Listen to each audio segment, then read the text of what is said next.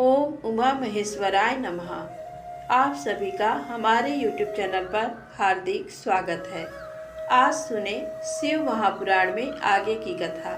पिछले वीडियो में आपने जाना भगवान शिव की बारात प्रस्थान कर चुकी है। अब आगे ब्रह्मा जी बोले, हे मुनिश्रेष्ठ नारद, तुम भी भगवान शिव की बारात में सहर्ष शामिल हुए थे।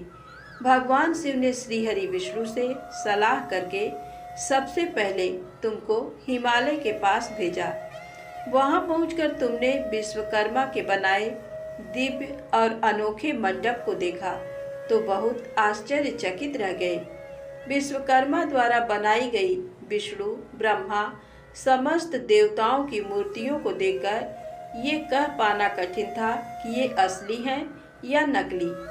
वहाँ रत्नों से जड़े हुए लाखों कलश रखे थे। बड़े बड़े केलों के खंभों से मंडप सजा हुआ था। तुम्हें वहाँ आया देखकर शैलराज हिमालय ने तुमसे पूछा कि देवर्षि, क्या भगवान शिव बारात के साथ आ गए हैं? तब तुम्हें साथ लेकर हिमालय के पुत्र मैनाक आदि तुम्हारे साथ बारात की अगवानी के लिए आए। तब मैंने और विष्णु जी ने तुमसे वहाँ के समाचार के बारे में पूछा। हमने तुमसे ये भी पूछा कि शैलराज हिमालय अपनी पुत्री पार्वती का विवाह भगवान शिव से करने के इच्छुक हैं या नहीं। कहीं उन्होंने अपना इरादा बदल तो नहीं दिया? ये प्रश्न सुनकर आप मुझे विष्णु जी और देवराज इंद्र को एकांत स्थान पर ले गए और वहाँ जाकर तुमने वहाँ के बारे में बताना शुरू किया। तुमने कहा कि हे देवताओं, शैलराज हिमालय ने शिल्पी विश्वकर्मा से एक ऐसे मंडप की रचना करवाई है जिसमें आप सब देवताओं के जीते जागते चित्र लगे हुए हैं। उन्हें देखकर मैं तो अपनी शुद्ध बुद्धि खो बैठा था। इसे देखकर मुझे ये लगता है कि गिरिराज आप सब लोगों को मोहित करना चाहते हैं। ये सुनकर देवराज इंद्र भय के मारे कांपने लगे और बोले, हे लक्ष्मीपति विष्णु जी, मैंने त्वष्टा के पुत्र को मार दिया था। कहीं उसी का बदला लेने के लिए मुझ पर विपत्ति न आ जाए। मुझे संदेह हो रहा है कि कहीं मैं वहां जाकर मारा न जाऊं। तब इंद्र के वचन सुनकर श्रीहरि विष्णु बोले कि इंद्र, मुझे भी यही लगता है कि वह मूर्ख हिमालय हमसे बदला लेना चाहता है, क्योंकि मेरी आज्ञा से ही तुमने पर्वतों के पंखों को काट दिया था। शायद ये बात आज तक उन्हें याद है और वे हम सब पर विजय पाना चाहते हैं, परंतु हमें डरना नहीं चाहिए। हमारे साथ तो स्वयं महादेव जी हैं। भला फिर हमें कैसा भय? हमें इस प्रकार गुपचुप बातें करते देखकर भगवान शिव ने लौकिक गति से हमसे बात की और पूछा, हे देवताओं, क्या बात है? मुझे स्पष्ट बता दो। शैलराज हिमालय मुझसे अपनी पुत्री पार्वती का विवाह करना चाहते हैं या नहीं? इस प्रकार यहाँ व्यर्थ बातें करते रहने से भला क्या लाभ? भगवान शिव के इन वचनों को सुनकर नारद तुम बोले, हे देवाधिदेव शिव जी, गिरिजा नंदिनी पार्वती से आपका विवाह तो निश्चित है। उसमें भला कोई विघ्न बाधा कैसे आ सकती है? तभी तो शैलराज हिमालय ने अपने पुत्रों मैनाक आदि को मेरे साथ बारात की अगवानी के लिए यहाँ भेजा है। मेरी चिंता का कारण दूसरा है। प्रभु, आपने मुझे हिमालय के यहाँ बारात के आगमन की सूचना देने के लिए भेजा था। जब मैं वहाँ पहुँचा तो मैंने विश्वकर्मा द्वारा बनाए गए मंडप को देखा। शैलराज हिमालय ने देवताओं को मोहित करने के लिए एक अद्भुत और दिव्य मंडप की रचना कराई है। आपको ये जानकर आश्चर्य होगा कि वे सब इतने जीवित हैं कि कोई भी उन्हें देखकर मोहित हुए बगैर नहीं रह सकता। उन चित्रों को देखकर ऐसा महसूस होता है कि वे अभी बोल पड़ेंगे। प्रभु, उस मंडप में श्रीहरि, ब्रह्मा जी, देवराज इंद्र सहित सभी देवताओं, ऋषि मुनियों सहित अनेक जानवरों और पशु पक्षियों के सुंदर व लुभावने चित्र बनाए गए हैं। यही नहीं, मंडप में आपकी और मेरी भी प्रतिमूर्ति बनी है, जिन्हें देखकर मुझे ये लगा कि आप सब लोग यहाँ न होकर वहीं हिमालय नगरी में पहुँच गए हैं।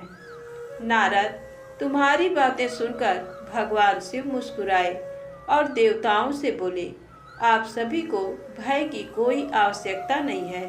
शैलराज हिमालय अपनी प्रिय पुत्री पार्वती हमें समर्पित कर रहे हैं, इसलिए उनकी माया हमारा क्या बिगाड़ सकती है।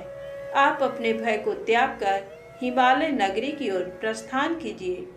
भगवान शिव की आज्ञा पाकर सभी बाराती भय मुक्त होकर उत्साह और प्रसन्नता के साथ पुनः नाचते गाते शिव बारात में चल दिए। शैलराज हिमालय के पुत्र मैनाक आगे आगे चल रहे थे और बाकी सभी उनका अनुसरण कर उनके पीछे पीछे चल रहे थे। इस प्रकार बारात हिमालयपुरी जा पहुंची।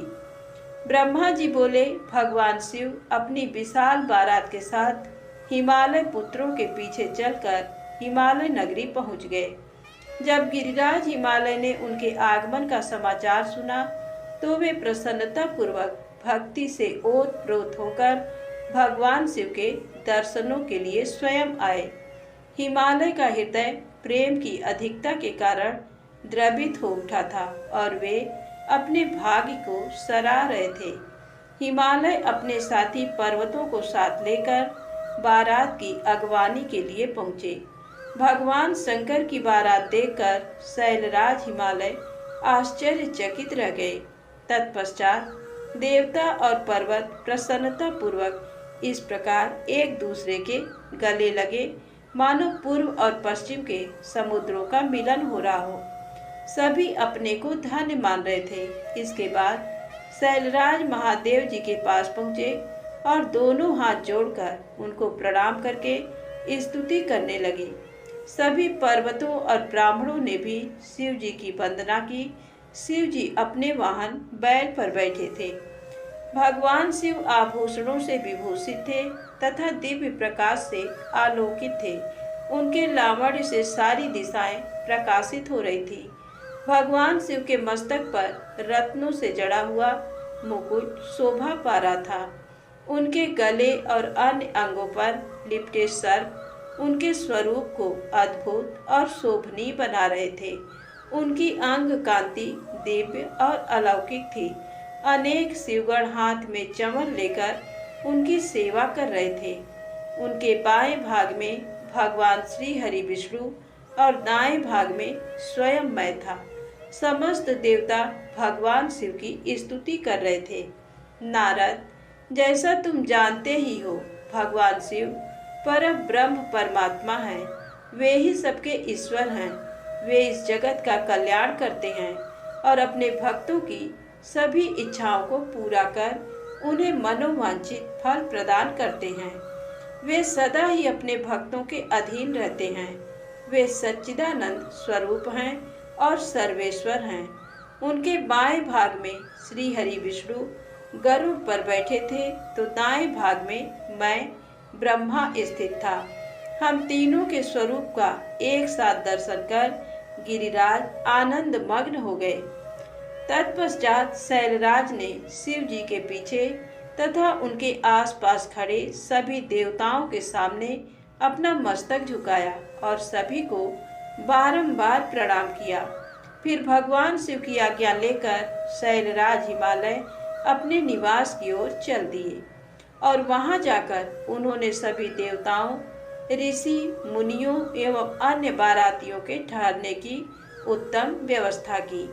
हिमालय ने प्रसन्नता पूर्वक अपने पुत्रों को बुलाकर कहा कि तुम सभी भगवान शिव के पास जाकर उनसे प्रार्थना करो कि वे स्वयं अति शीघ्र यहाँ पधारे।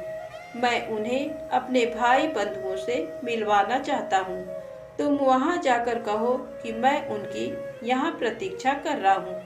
अपने पिता गिरिराज हिमालय की आज्ञा पाकर उनके पुत्र उस ओर चल दिए जहाँ बारात के ठहरने की व्यवस्था की गई थी। वहाँ वे भगवान शिव के पास पहुँचे। प्रणाम करके उन्होंने अपने पिता द्वारा कही हुई सभी बातों से शिव जी को अवगत करा दिया। तब भगवान शंकर ने कहा कि तुम जाकर अपने पिता से कहो कि हम शीघ्र ही वहां पहुंच रहे हैं। शिव जी से आज्ञा लेकर हिमालय के पुत्र वापस चले गए। तत्पश्चात देवताओं ने तैयार होकर गिरिराज हिमालय के घर की ओर प्रस्थान किया। महादेव जी के साथ भगवान विष्णु और मैं शीघ्रता पूर्वक चलने लगे। तभी देवी पार्वती की माता देवी मैना के मन में त्रिलोकीनाथ भगवान शिव को देखने की इच्छा हुई। इसलिए देवी मैना ने तुमको संदेशा भेजकर अपने पास बुलवा लिया। भगवान शिव से प्रेरित होकर देवी मैना की हार्दिक इच्छा को पूरा करने के लिए आप वहां गए। ब्रह्मा जी बोले, हे नारद, तुमको अपने सामने देखकर देवी मैना बहुत प्रसन्न हुई और तुम्हें प्रणाम करके बोली, हे मुनिश्रेष्ठ नारद जी, मैं भगवान शिव के इसी समय दर्शन करना चाहती हूँ। मैं देखना चाहती हूँ जिन शिव जी को पाने के लिए मेरी बेटी पार्वती ने घोर तपस्या की तथा अनेक कष्टों को भोगा, उन शिव जी का रूप कैसा है, वे कैसे दिखते हैं। ये कहकर तुमको साथ लेकर देवी मैना चंद्रशाला की ओर चल पड़ी। इधर भगवान शिव भी मैना के इस अभिमान को समझ गए और मुझसे व विष्णु जी से बोले कि तुम सब देवताओं को अपने साथ लेकर गिरिराज हिमालय के घर पहुँचो। मैं भी अपने गणों के साथ पीछे पीछे आ रहा हूँ। भगवान विष्णु ने इसे भगवान शिव की आज्ञा माना और सब देवताओं को बुलाकर उनकी आज्ञा का पालन करते हुए शैलराज के घर की ओर प्रस्थान किया। देवी मैना तुम्हारे साथ अपने भवन के सबसे ऊंचे स्थान पर जाकर खड़ी हो गई। तब देवताओं की सजी सजाई सेना को देखकर मैना बहुत प्रसन्न हुई। बारात में सबसे आगे सुंदर वस्त्रों एवं आभूषणों से सजे हुए गंधर्वगण अपने वाहनों पर सवार होकर बाजे बजाते और नृत्य करते हुए आ रहे थे। इनके गण अपने हाथों में ध्वजा की पताका लेकर उसे फहरा रहे थे। साथ में स्वर्ग की सुंदर अप्सराएं मुग्ध होकर नृत्य कर रही थी। उनके पीछे वसु आ रहे थे। फिर मणिग्रीव आदि यक्ष, यमराज, नैऋति, वरुण, वायु, कुबेर, ईशान, देवराज इंद्र, चंद्रमा, सूर्य, भृगु आदि देव व मुनीश्वर एक से एक सुंदर और मनोहारी रूप के स्वामी थे और सर्वगुण संपन्न जान पड़ते थे। उन्हें देखकर नारद वह तुमसे यही प्रश्न करती, क्या ये ही शिव हैं? तब तुम मुस्कुराकर ये उत्तर देते कि नहीं, ये भगवान शिव के सेवक हैं। देवी मैना ये सुनकर हर्ष से विभोर हो जाती कि जब उनके सेवक इतने सुंदर और वैभवशाली हैं तो वे स्वयं कितने रूपवान और ऐश्वर्य संपन्न होंगे। उधर दूसरी ओर भगवान शिव जो कि सर्वेश्वर हैं, उनसे भला जगत की कोई बात कैसे छिप सकती है। वे देवी मैना के हृदय की बात तुरंत जान गए और मन ही मन उन्होंने उनके मन में उत्पन्न अहंकार का नाश करने का निश्चय कर लिया। तभी वहां से जहां मैना और नारद तुम खड़े हुए थे, श्री हरि विष्णु पधारे। उनकी कांति के सामने चंद्रमा की कांति भी फीकी पड़ जाती है। वे जलंधर के समान श्याम तथा 4 भुजाधारी थे और उन्होंने पीले वस्त्र पहन रखे थे। उनके नेत्र कमल दल के समान सुंदर व प्रकाशित हो रहे थे। वे गरुड़ पर विराजमान थे। शंख, चक्र आदि उनकी शोभा में वृद्धि कर रहे थे। उनके सिर पर मुकुट जगमगा रहा था और वक्ष स्थल में श्रीवत्स का चिन्ह था। उनका सौंदर्य अप्रतिम तथा देखने वाले को मंत्रमुग्ध करने वाला था। उन्हें देखकर देवी मैना के हर्ष की कोई सीमा न रही और वे तुमसे बोली कि जरूर ये ही मेरी पार्वती के पति भगवान शिव होंगे। नारद जी देवी मैना के वचनों को सुनकर आप मुस्कुराए और उनसे बोले कि देवी, ये आपकी पुत्री पार्वती के होने वाले पति भगवान शिव नहीं हैं, बल्कि क्षीर सागर के स्वामी और जगत के पालक श्री हरि विष्णु हैं। ये भगवान शिव के प्रिय हैं और उनके कार्यों के अधिकारी भी हैं। हे देवी, गिरजा के पति भगवान शिव तो संपूर्ण ब्रह्मांड के अधिकारी हैं। वे सर्वेश्वर हैं और वही परब्रह्म परमात्मा है। वे विष्णु जी से भी बढ़कर हैं। तुम्हारी ये बातें सुनकर मैना शिव जी के बारे में बहुत कुछ सोचने लगी कि मेरी पुत्री बहुत भाग्यशाली और सौभाग्यवती है, जिसे धन, वैभव और सर्वशक्ति संपन्न वर मिला है। ये सोचकर उनका हृदय हर्ष से प्रफुल्लित हो रहा था। वे शिव जी को दामाद के रूप में पाकर अपने कुल का भाग्योदय मान रही थी। वे कह रही थी कि पार्वती को जन्म देकर मैं धन्य हो गई। मेरे पति गिरिराज हिमालय भी धन्य हो गए। मैंने अनेक तेजस्वी देवताओं के दर्शन किए। इन सभी के द्वारा पूज्य और इन सब के अधिपति मेरी पुत्री पार्वती के पति हैं। फिर तो मेरा भाग्य सर्वथा सराहने योग्य है। इस प्रकार मैना अभिमान में आकर जब ये सब कह रही थी, उसी समय उनका अभिमान दूर करने के लिए अपने अद्भुत रूप वाले गणों को आगे करके शिव जी भी आगे बढ़ने लगे। भगवान शिव के सभी गण मैना के अहंकार और अभिमान का नाश करने वाले थे। भूत, प्रेत, पिशाच आदि अत्यंत कुरूप गणों की सेना सामने से आ रही थी। उनमें से कई भवंडर का रूप धारण किए थे। किसी की टेढ़ी सूंड थी, किसी के होंठ लंबे थे, किसी के चेहरे पर सिर्फ दाढ़ी मूछें ही दिखाई देती थी, किसी के सिर पर बाल नहीं थे तो किसी के सिर पर बालों का घना जंगल था, किसी की आंखें नहीं थी, कोई अंधा था तो कोई कांड़ा, किसी की तो नाक ही नहीं थी, कोई हाथों में बड़े भारी भारी मुद्गर लिए था तो कोई औंधा होकर चल रहा था, कोई वाहन पर उल्टा होकर बैठा हुआ था। उनमें कितने ही लंगड़े थे, किसी ने दंड और पास ले रखे थे। सभी शिवगण अत्यंत कुरूप और विकराल दिखाई देते थे। कोई सींग बजा रहा था, कोई डमरू तो कोई गोमुख को बजाता हुआ आगे बढ़ रहा था। उनमें किसी का सिर नहीं था तो किसी के धड़ का पता नहीं चल रहा था, तो किसी के अनेकों मुख थे, किसी के चेहरे पर अनगिनत आंखें लगी थी तो किसी के अनेकों पैर थे, किसी के हाथ नहीं थे तो किसी के अनेकों कान थे तो किसी के अनेकों सिर थे। सभी शिवगणों ने अचंभित करने वाली वेशभूषा धारण की हुई थी। कोई आकार में बहुत बड़ा था तो कोई बहुत छोटा था। वे देखने में बहुत ही भयंकर लग रहे थे। उनकी लंबी चौड़ी विशाल सेना मदमस्त होकर नाचते गाते हुए आगे बढ़ रही थी। तभी तुमने अंगुली के इशारे से शिवगणों को दिखाते हुए देवी मैना से कहा कि दर्शन करना। देवी, पहले आप भगवान शिव के गणों को देख लें। तत्पश्चात महादेव जी भूत प्रेतों की इतनी बड़ी सेना को देखकर देवी मैना भय से कांपने लगी। इसी सेना के बीच में 5 मुख वाले, 3 नेत्रों, 10 भुजाओं वाले, शरीर पर भस्म लगाए, गले में मुंडों की माला पहने, गले में सर्पों को डाले, बाघ की खाल को ओढ़े, पिनाक, धनुष हाथ में उठाए, त्रिशूल कंधे पर रखकर बड़े कुरूप और बूढ़े बैल पर चढ़े हुए भगवान शंकर देवी मैना को दिखाई दिए। उनके सिर पर जटाजूट थी और आंखें भयंकर लाल थी।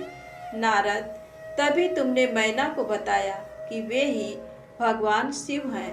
तुम्हारी ये बात सुनकर देवी मैना अत्यंत व्याकुल होकर तेज वायु के झकोरे लगने से टूटी लता के समान धरती पर धड़ाम से गिरकर मूर्छित हो गई।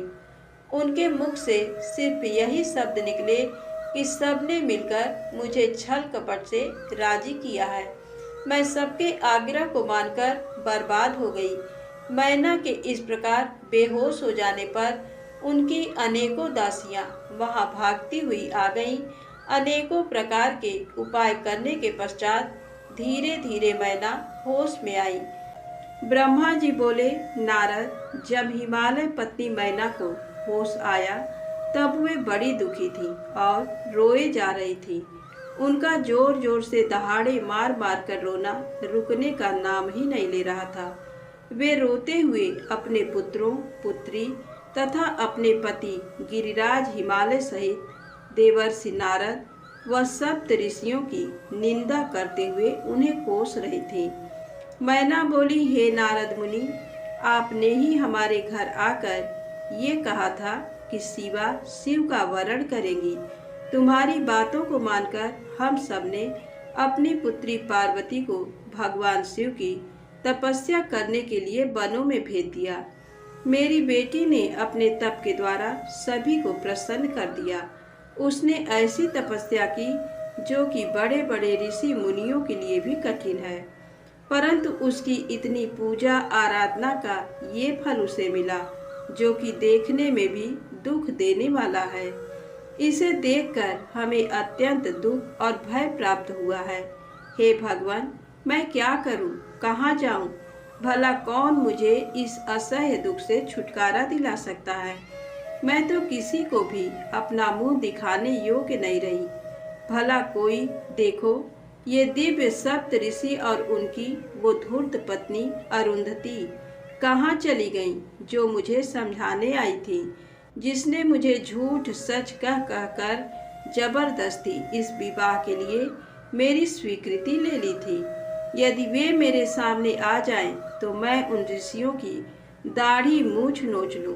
हाय, मेरा तो सब कुछ लुट गया, मैं तो पूरी तरह से बर्बाद हो गई। ये कहकर देवी मैना अपनी पुत्री पार्वती से बोली, तूने हमसे कौन से जन्म का बदला लिया है? तूने ये क्या कार्य कर दिया जो तेरे माता पिता के लिए अत्यंत दुख का कारण बन गया है? इस प्रकार मैना पार्वती को खूब खरी खोटी सुनाने लगी। वे कहने लगी कि ना समझ, तूने सोने के बदले कांच खरीद लिया है। सुंदर सुगंधित चंदन को छोड़कर अपने शरीर पर कीचड़ का लेप कर लिया है। ये मूर्खा तो ये भी नहीं समझती कि इसने हंस को उड़ाकर उसके स्थान पर कौवे को पाल लिया है। गंगा जल, जिसे सबसे पवित्र समझा जाता है, उसको फेंक कर कुएं के जल को पी लिया है। उजाले को पाने की चाह लेकर उसके स्रोत सूर्य को छोड़कर जुगनू को पकड़ने के लिए दौड़ रही है। चावल के भूसे को रखकर अच्छे चावलों को फेंक रही है। बेटी, तूने हमारे कुल के यश का सर्वनाश करने की इच्छा कर ली है, तभी तो मंगलमयी विभूति को फेंककर घर में चिता की अमंगलमयी राख को लाना चाहती है। जानवरों के सिरमौर सिंह को त्याग कर सियार के पीछे पड़ी है। पार्वती, तूने बड़ी भारी मूर्खता कर दी है, जो सूर्य, चंद्रमा, श्रीहरि विष्णु और देवराज इंद्र जैसे सुंदर, सर्वगुण संपन्न, परम ऐश्वर्य और वैभव के स्वामियों को छोड़कर दुष्ट नारद की बातों में आकर एक महाकुरूप शिव के लिए रात दिन वनों की खाक छानती रही और घोर तपस्या करती रही। तुझे तेरी बुद्धि, तेरे रूप तथा तेरी सहायता करने वाले प्रत्येक उस मनुष्य को धिक्कार है जिसने तुझे गलत राह पर चलने में मदद की। हमको भी धिक्कार है जो मैंने और तेरे पिता ने तुझे जन्म दिया। सुबुद्धि देने वाले उन सप्त ऋषियों को भी मैं धिक्कारती हूँ, जिन्होंने गलत उपदेश देकर मुझे गलत रास्ते पर लाकर खड़ा कर दिया। उन्होंने तो मेरा घर जलाने का पूरा प्रबंध कर दिया है, मेरे कुल को सर्वनाश की कगार पर ले आए हैं। पार्वती, मैंने तुझे कितना समझाया, पर तू अपनी जिद पर अड़ी रही। पर अब और नहीं, अब मैं तेरी एक भी नहीं सुनूंगी। मैं तो अभी तुझे मार डालूंगी। तुझे जीवित रखने का अब कोई प्रयोजन नहीं है। तुझे मारकर खुद की जीवन लीला भी समाप्त कर दूंगी। भले ही मुझे नरक का भागी क्यों न होना पड़े। मेरा दिल करता है कि मैं तेरा सिर काट दूं, तेरे शरीर के टुकड़े टुकड़े कर दूं, तुझे छोड़कर कहीं चली जाऊं। ये कहकर देवी मैना मूर्छित होकर फर्श पर गिर पड़ी। तब उस समय उनकी ऐसी हालत देखकर सभी देवता उन्हें समझाने के लिए उनके पास गए। सबसे पहले मैं ब्रह्मा उनके पास पहुंचा।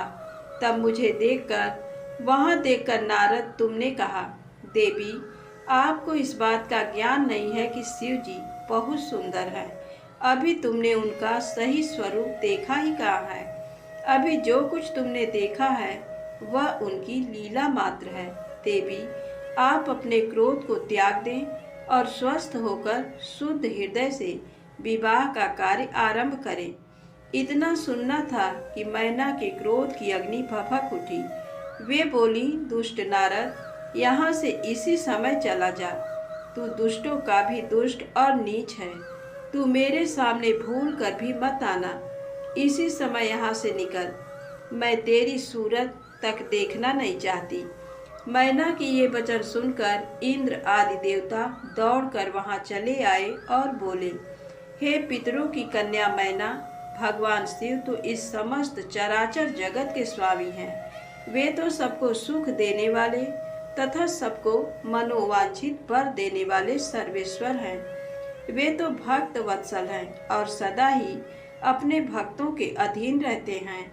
आपकी पुत्री पार्वती ने कठिन तप करके भगवान शिव को प्रसन्न किया है तथा वरदान के रूप में उनको अपना पति होने का वर प्राप्त किया है। तभी तो आज वे अपने दिए वरदान को पूरा करने के लिए उनका पाणी ग्रहण करने के लिए यहाँ पधारे हैं। ये सुनकर मैना और अधिक रोने लगी और बोली, शिव तो बहुत भयंकर हैं। मैं अपनी पुत्री पार्वती कदापि उन्हें नहीं दूंगी। आप सब देवता क्यों ये षड्यंत्र रच रहे हैं? आप मेरी प्राण प्रिय फूलों के समान कोमल पुत्री को क्यों इस भूत प्रेतों के हवाले करना चाहते हैं? इस प्रकार देवी मैना सब देवताओं पर क्रोधित होकर उन्हें फटकारने लगी। जब वशिष्ठ आदि सप्त ऋषियों ने देवी मैना के इस प्रकार के वचन सुने तो वे भी मैना को समझाने के लिए उनके निकट आ गए। तब वे बोले, हे पितरों की कन्या मैना, हम तो तुम्हारा कार्य सिद्ध करने के लिए यहाँ आए हैं। भगवान शिव का दर्शन तो सभी पापों का नाश करने वाला है और यहाँ तो वे स्वयं आपके घर पधारे हैं। इस बात को सुनकर भी देवी मैना को कोई संतोष नहीं हुआ। उनका क्रोध यथावत रहा तथा उन्होंने फिर कहा कि मैं पार्वती के टुकड़े टुकड़े कर दूंगी, परंतु उनको शिव के साथ नहीं भेजूंगी। दूसरी ओर देवी मैना के इस व्यवहार से चारों ओर हाहाकार मच गया। जब शैलराज हिमालय को मैना के इस व्यवहार की सूचना मिली तो वे फौरन दौड़ते हुए अपनी पत्नी के पास आए और बोले, हे प्रिय, तुम इतनी क्रोधित क्यों हो रही हो? देखो, हमारे घर में कौन कौन से महात्मा पधारे हैं और तुम इनका अपमान कर रही हो। तुम भगवान शंकर के भयानक रूप को देखकर भयभीत हो गई हो। देवी, वे तो सर्वेश्वर हैं। भय करना छोड़कर उनके मंगलमय रूप का दर्शन करो। विवाह के शुभ कार्यों का शुभारंभ करो। अपने हठ को छोड़ो और क्रोध का त्याग कर शिव पार्वती विवाह के मंगलमय कार्यों को संपन्न करो। देवी, तुम जानती हो कि भगवान शिव अनुपम लीलाएं करते हैं। ये भी उनकी लीला का एक भाग ही है। अतः तुम अपने मन के डर को दूर करके यथाशीघ्र पूर्ववत कार्य करो। शैलराज हिमालय के ये वचन सुनकर उनकी पत्नी मैना अत्यंत क्रोधित हो गई और बोली, हे स्वामी, आप ऐसा करिए कि पार्वती के गले में रस्सी बांधकर उसे पर्वत से नीचे गिरा दीजिए या फिर उसे समुद्र में डुबो दीजिए। चाहे कुछ भी करके उसकी जीवन लीला समाप्त कर दीजिए। मैं आपको कुछ नहीं कहूँगी, परंतु मैं पार्वती का हाथ किसी भी परिस्थिति में शिव को नहीं सौंपूंगी। यदि फिर भी आपने हठ पूर्वक पार्वती का विवाह शिव से करने की ठान ली है तो मैं अपने प्राणों को त्याग दूंगी। अपनी माता मैना के ऐसे वचन सुनकर पार्वती उनके करीब आकर बोली, माता, आप तो ज्ञान की प्रतिमूर्ति हैं। आप सदा ही धर्म के पथ का अनुसरण करने वाली हैं। भला आज ऐसा क्या हो गया है जो आप धर्म के मार्ग से विमुख हो रही हैं? हे माता, महादेव जी तो देवों के देव हैं। वे निर्गुण निराकार हैं। वे तो परब्रह्म परमात्मा हैं और सबके सर्वेश्वर हैं। वे तो इस संसार की उत्पत्ति के आधार हैं। भगवान शिव भक्त वत्सल हैं एवं अपने भक्तों को सदैव सुख प्रदान करने वाले हैं। भगवान शिव सब अनुष्ठानों के अधिष्ठाता हैं। वे ही सबके कर्ता, हर्ता और स्वामी हैं। ब्रह्मा विष्णु भी सदा उनकी सेवा में तत्पर रहते हैं। हे माता, आपको तो इस बात का गर्व होना चाहिए कि आपकी पुत्री का हाथ मांगने के लिए देवता भी याचक की भांति आपके दरवाजे पर पधारे हैं। अतः आप बेकार की बातों को छोड़कर उत्तम कार्य करो। मुझे भगवान शिव के हाथों में सौंपकर अपने जीवन को सफल कर लो। माता, मेरी छोटी सी विनती स्वीकार कर लो और मुझे भगवान शिव के चरणों में उनकी सेवा के लिए समर्पित कर दो। माँ, मैंने मन, वाणी और क्रिया द्वारा भगवान शिव को अपना पति मान लिया है। अब मैं किसी और का वरण नहीं कर सकती। मैं सिर्फ महादेव जी का ही स्मरण करती हूँ। उन्हें पति रूप में पाने की इच्छा लेकर ही मैंने अपने जिंदगी के इतने वर्ष बिताए हैं। भला आज मैं कैसे अपने वचन से पीछे हट जाऊं? पार्वती जी के कहे वचनों को सुनकर मैना क्रोध के आधिक्य से उद्वेलित हो गई और उसे डांटने तथा बुरे वचन कहने लगी। मैना रोती जा रही थी। मैंने और वहां उपस्थित सभी महानतम सिद्धों ने देवी मैना को समझाने का बहुत प्रयत्न किया, परंतु सब निरर्थक सिद्ध हुआ। वे किसी भी स्थिति में समझने को तैयार नहीं थी। तभी उनके हठ की बातें सुनकर परम शिव भक्त भगवान श्री विष्णु वहां आ पहुँचे और बोले, हे पितरों की मानसी पुत्री एवं शैल राज हिमालय की पत्नी मैना, आप ब्रह्मा जी के कुल से संबंधित हैं। इसी कारण आपका सीधा संबंध धर्म से है। आप धर्म की आधारशिला हैं। फिर भला कैसे धर्म का त्याग कर सकती हैं? इस प्रकार हठ करना आपको शोभा नहीं देता। स्वयं सोचिए, भला सभी देवता, ऋषि मुनि और स्वयं ब्रह्मा जी और मैं आपसे असत्य वचन क्यों कहेंगे? भगवान शिव निर्गुण और सगुण दोनों ही हैं। वे कुरूप हैं तो स्वरूप भी हैं। सभी उनका पूजन करते हैं। वे ही सज्जनों की गति हैं। मूल प्रकृति रूपी देवी एवं पुरुषोत्तम का निर्माण भगवान शिव ने ही किया है। मेरी और ब्रह्मा जी की उत्पत्ति भी भगवान शिव के द्वारा ही हुई है। उसके बाद सारे लोगों का हित करने के लिए उन्होंने स्वयं भी रुद्र का अवतार धारण कर लिया है। तत्पश्चात वेद, देवता तथा इस जल एवं थल में जो भी चराचर वस्तु या प्राणी दिखाई देता है, उस सारे जगत की रचना भगवान शिव ने ही की है। हे देवी, कोई भी उनके रूप को नहीं जानता है और ना ही जान सकता है। यहाँ तक कि मैं और ब्रह्मा जी भी उनकी समस्त लीलाओं को आज तक नहीं जान पाए हैं। इस संसार में जो कुछ भी विद्यमान है वह भगवान शिव का ही स्वरूप है। ये तो भगवान शिव की ही माया है जो वे स्वयं आपको अपना रूप इस प्रकार दिखा रहे हैं। हे देवी, आप सब कुछ भूलकर सच्चे मन से शिव जी का स्मरण करके उनके चरणों में अपना ध्यान लगाएं। आपके सारे दुख और क्लेश मिट जाएंगे और आपको परम सुख की प्राप्ति होगी। श्री हरि विष्णु द्वारा जब मैना को इस प्रकार समझाया गया तो देवी मैना का क्रोध कुछ कम हुआ। वस्तुतः शिव जी की माया से मोहित होने के कारण ही वे ये सब कह रही थी। कुछ शांत होने पर उन्होंने कुछ देर मन में विचार किया। तत्पश्चात मैना श्री हरि विष्णु जी से बोली, प्रभु, मैं आपकी हर बात समझ गई हूँ। मैं ये भी जानती हूँ कि भगवान शिव सर्वेश्वर हैं और इस जगत के कण कण में व्याप्त हैं। मैं आपकी इच्छा अनुसार भगवान शिव को अपनी पुत्री सौंप सकती हूँ। पर मेरी एक शर्त है। तब विष्णु जी के आग्रह करने पर देवी मैना ने कहा, यदि महादेव जी सुंदर शरीर धारण कर लें तो मैं सहर्ष अपनी पुत्री पार्वती का विवाह उनसे कर दूंगी। ऐसा कहकर देवी मैना चुप हो गई। धन्य है भक्त वत्सल त्रिलोकीनाथ भगवान शिव की माया, जो सबको मोह में डालने वाली है। ब्रह्मा जी बोले, हे नारद, उस समय जब देवी मैना ने विष्णु जी के सामने इस प्रकार की शर्त रखी, तब मैंने तुमको भगवान शिव के पास जाने का आदेश दिया।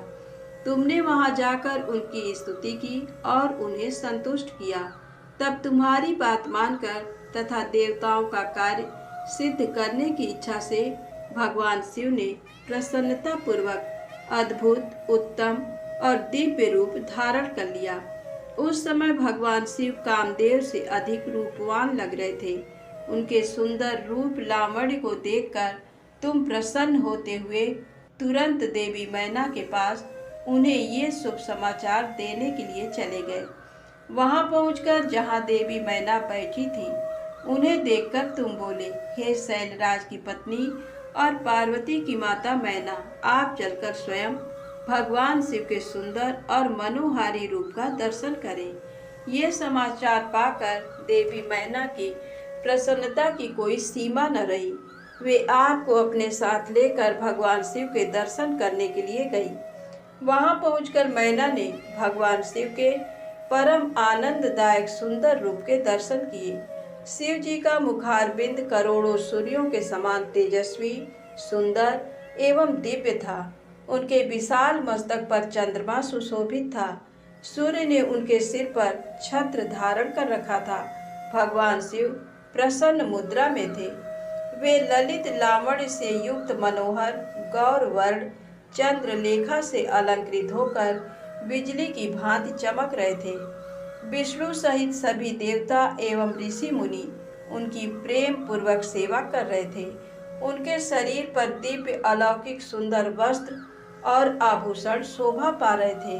गंगा और यमुना चंवर डुला रही थी और अणिमा आदि आठों सिद्धियां मुग्ध होकर नाच गा रही थी। इस प्रकार भगवान शंकर सुंदर व दिव्य रूप धारण करके बारात लेकर हिमालय के घर की ओर आ रहे थे। उनके साथ साथ मैं, विष्णु जी तथा देवराज इंद्र भी विभूषित होकर चल रहे थे। उनके पीछे पीछे सुंदर एवं अनेकों रूपों वाले गण, सिद्ध मुनि व समस्त देवता जय जयकार करते हुए चल रहे थे। समस्त देवता इस विवाह को देखने के लिए बड़े ही उत्कंठित थे और अपने परिवार के साथ शिव जी के विवाह में सम्मिलित होने के लिए आए थे।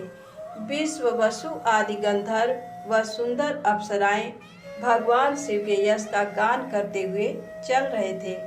भगवान शिव के गिरिराज हिमालय के द्वार पर पधारते ही वहां महान उत्सव होने लगा। उस समय महादेव जी की शोभा अद्भुत व निराली थी। उनका सुंदर विलक्षण रूप देखकर पल भर के लिए मैना चित्र लिखित सी होकर रह गई। फिर प्रसन्नता पूर्वक बोली, हे देवाधिदेव महेश्वर शिव जी, मेरी पुत्री पार्वती धन्य है, जिसने घोर तपस्या करके आपको प्रसन्न किया। मेरा सौभाग्य है कि परम कल्याणकारी भगवान सदाशिव आज मेरे घर पधारे हैं। भगवान, मैं अच्छा में अपराध कर बैठी हूँ। मैंने आपकी बहुत निंदा की है। प्रभु, मैं आपसे दोनों हाथ जोड़कर क्षमा याचना करती हूँ। कृपा कर मेरी भूल क्षमा करें और मुझ पर प्रसन्न हो जाएं। इस प्रकार चंद्रमौली भगवान शिव की स्तुति करती हुई शैल प्रिया मैना लज्जित होते हुए नतमस्तक हो गई। उस समय पूर्ववासिनी स्त्रियां सभी घर के कामों को छोड़कर बाहर आकर भगवान शिव के दर्शन की लालसा लेकर उन्हें देखने का प्रयत्न करने लगी। चक्की पीसने वाली ने चक्की छोड़ दी। पति की सेवा में लगी हुई पत्नी पति की सेवा छोड़कर भाग गई। कोई तो दूध पीते हुए बच्चे को छोड़कर भाग आई। इस प्रकार सभी अपने अपने आवश्यक कार्यों को छोड़कर भगवान शिव के दर्शन के लिए दौड़ आई थी। भगवान शिव के मनोहर रूप के दर्शन करके सब मोहित हो गईं। तब सहर्ष शिव जी की सुंदर मूर्ति को अपने मन मंदिर में धारण करके वे बोली, सखियों, हम सबके अहो भाग्य हैं। हिमालय नगरी में रहने वाले नर नारियों के नेत्र आज भगवान शिव के दिव्य स्वरूप का दर्शन करके सफल हो गए हैं। आज निश्चय ही हमने संसार की हर विषय वस्तु को पा लिया है। शिव स्वरूप का दर्शन करने मात्र से ही हमारे सारे पाप नष्ट हो गए हैं। उनकी छवि सर्वथा सब क्लेशों व दुखों का नाश करने वाली है। आज उन्हें साक्षात सामने देखकर हमारा जीवन सफल हो गया है। पार्वती ने उत्तम तपस्या द्वारा भगवान शिव को पाकर अपने साथ साथ हम सबका भी जीवन सार्थक कर दिया है। हे पार्वती, तुम निश्चय ही धन्य हो। तुम परम ब्रह्म परमेश्वर भगवान शिव की अर्धांगिनी बनकर इस जगत को सुशोभित करोगी। यदि विधाता पार्वती शिव का इस प्रकार मेल न कराते तो निश्चय ही उनका सारा परिश्रम निष्फल हो जाता। आज शिव शिवा की इस जुगल जोड़ी को साथ देकर हमारे सारे कार्य सार्थक हो गए हैं। आज वाकई हम सब इनके उत्तम दर्शनों से धन्य हो गए हैं। इस प्रकार कहकर वे पूर्वासनी स्त्रियां अक्षत, कुमकुम और चंदन से शिव जी का पूजन करने लगी तथा प्रसन्नता पूर्वक उन पर खीलों की वर्षा करने लगी। वे स्त्रियां देवी मैना के पास खड़ी होकर उनके भाग्य और कुल की सराहना करने लगी। उनके मुख से इस प्रकार शुभ व मंगलकारी बातें सुनकर सभी देवताओं को बहुत प्रसन्नता हुई। धन्यवाद। आज की कथा यही समाप्त होती है। आगे की बहुत ही रोचक कथा है, उसे भी अवश्य सुनिएगा। ज़्यादा से ज़्यादा शेयर करें, वीडियो को लाइक करें। कृपया मेरे चैनल को सब्सक्राइब अवश्य करें। जय माता दी, जय भोलेनाथ।